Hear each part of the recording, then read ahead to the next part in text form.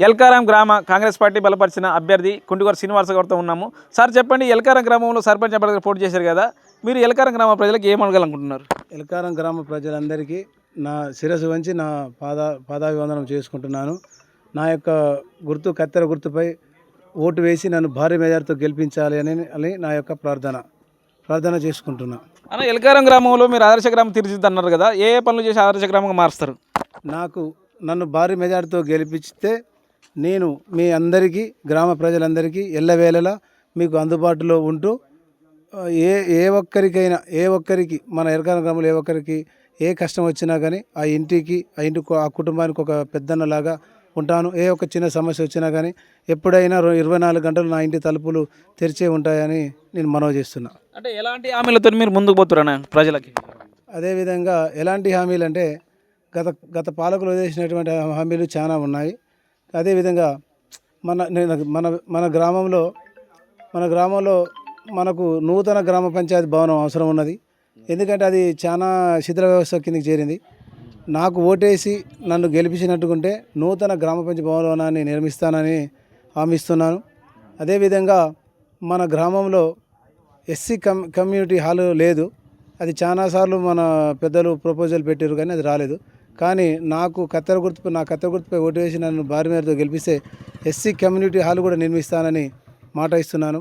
అదేవిధంగా మన గ్రామంలో ఉండబడినటువంటి శివాలయం ఉన్నది. కానీ శివాలయానికి మన రోడ్డు దగ్గర ఆర్చి కట్టియాలి. కానీ అది కట్టియకపోవడం అనేది మన గ్రామంలో ఉన్నటువంటి యువకులకే కానీ వాళ్ళకందరికీ అరిష్టమని పురోహితులు చెప్తున్నారు. కాబట్టి నేను మన ఎల్కారం స్టేజ్ వద్ద ఒక ఆర్చి నిర్మిస్తానని నేను ఈ సభాముఖంగా తెలియజేస్తున్నాను. మరియు అదేవిధంగా మన గ్రామంలో 32 ఇందిరమ్మ ఇండ్లు ఇచ్చారు. నన్ను గెలిపిస్తే 32 ఇండ్లు నన్ను గెలిపిస్తే ఈసారి 200 ఇండ్లు తీసుకొచ్చి మన గ్రామాన్ని అభివృద్ధి చేస్తాను. మరియు అదేవిధంగా మన గ్రామంలో తాగునీటి సమస్య బాగా ఉంది. ఎందుకంటే మన గ్రామంలో అంతకుముందుకు మనకు 2 మంచినీళ్ళ బావులు ఉన్నాయి. కానీ అసలు వాస్తవానికి కూడా తాగాల్సిన నీళ్ళు మన ఇక్కడ మూల మీద ఉన్న బావి నీళ్ళు తాగాలి. కానీ ఆ బావిని వదిలేసి ఓన్లీ ఒక బావిలో బయట నుంచి వాటర్ తీసుకొచ్చి పోసి బోర్ల నీళ్ళు పోయటం వల్ల అది కలుషిత నీరు అవుతుంది. నన్ను సర్పంచ్గా గెలిపిస్తే నేను ఈ మూల మీద ఉన్న బావిని ఆ బావిలోని పూటికని తీసి ఆ బావిని శుద్ధిగా చేసి ఆ బావి వాటర్ని ప్రజలందరికీ తాగునీరుగా అందిస్తానని మాట ఇస్తున్నాను. అదేవిధంగా ఈ ఊర్లో అత్యంతగా ఉన్నటువంటి సమస్య ఏదైనా ఉందంటే అది కోతుల సమస్య.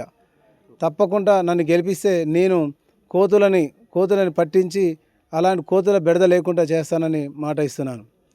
అదేవిధంగా మన గ్రామంలో యువత చాలా ముఖ్యం. అలాంటి యువతకు ఒక గ్రంథాలయం అనేది తప్పనిసరి. కాబట్టి నేను గెలిచిన వెంటనే మన గ్రామంలో గ్రంథాలయం కూడా నిర్మిస్తానని నేను మాట ఇస్తున్నాను. అదేవిధంగా మన గ్రామంలో ఉండబడినటువంటి ప్రైమరీ స్కూల్ దగ్గర అంబేద్కర్ విగ్రహాన్ని ఏర్పాటు చేస్తానని గత పాలకులు అన్నారు.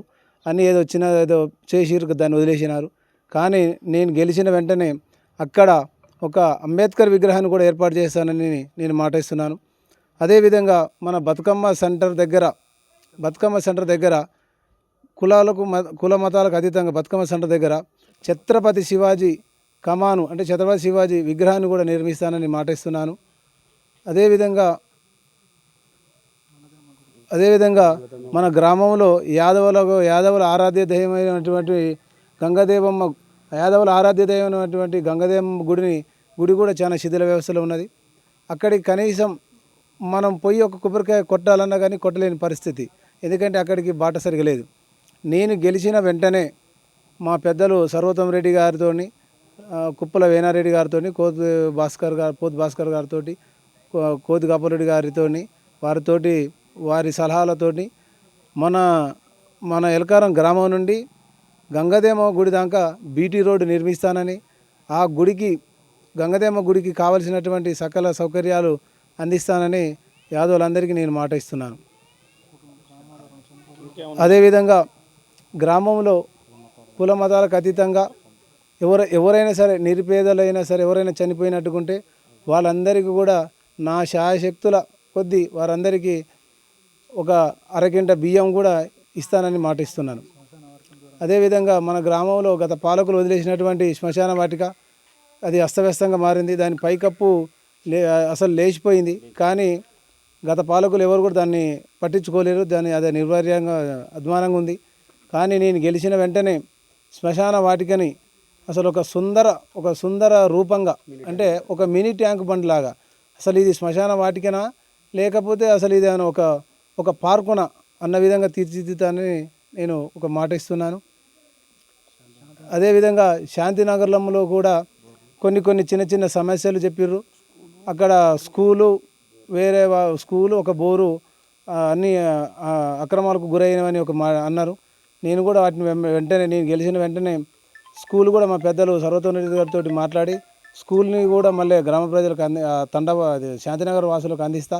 మరి అదేవిధంగా అక్కడ ఉన్నటువంటి బోర్లు కూడా అవి సరే ఏదైనా ఒక పరిష్కారం చేయటమా లేకపోతే వేరే కొత్త బోర్లు వేసి అయినా సరే అక్కడ తాగునీటికి ఎలాంటి ఇబ్బంది లేకుండా చేస్తానని నేను శాంతినగరం ప్రజలకు నేను మాట ఇస్తున్నాను.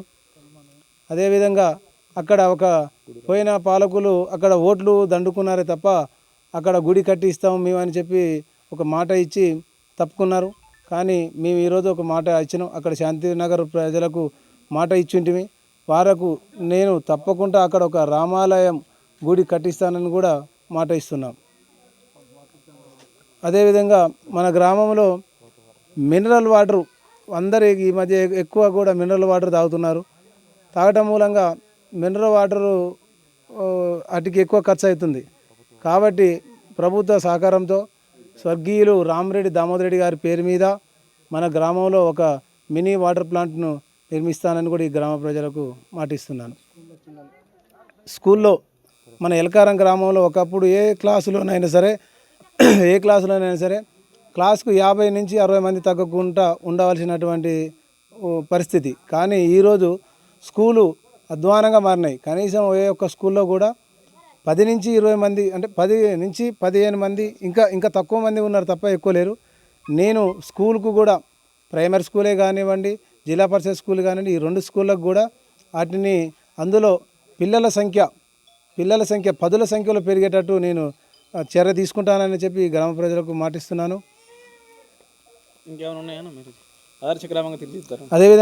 అదేవిధంగా ఈ ఎల్కారం గ్రామాన్ని సూర్యాపేట మండలంలో ఒక ఆదర్శ గ్రామంగా తీర్చిదిద్దుతానని మాట ఇస్తున్నాను.